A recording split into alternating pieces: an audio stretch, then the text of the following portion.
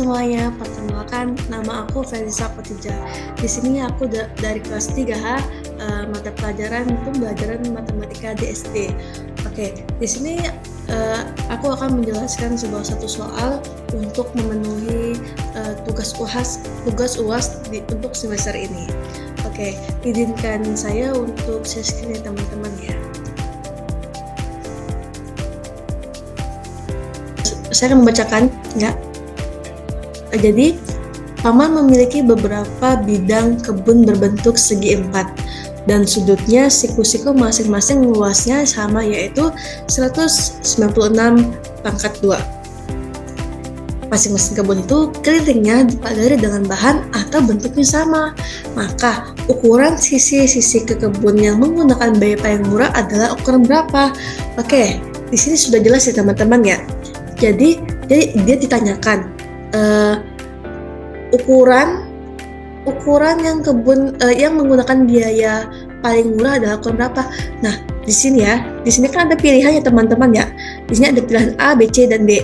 Nah, di sini 1 meter kali 196 yaitu hasilnya itu 196. Nah, kalau misalnya kita hitung-hitung ya teman-teman ya, dari jawaban aku jawabannya itu adalah D. Kenapa D? Karena kalau misalnya nih saat ini aku buat kotak ya teman-teman ya. Oke, cukup ini seperti saja.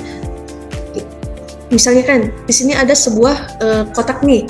Nah, kita hitung aja ibaratkan kotak ini yaitu kebun milik paman. Nah, misalnya nih kalau misalnya 1 meter misalnya kalau di bagian B ini 2 meter kali 98. Nah, misalkan 2 meter ini ibaratkan paman ini mempunyai 2 petak kebun, di sini 1 sama di sini 1.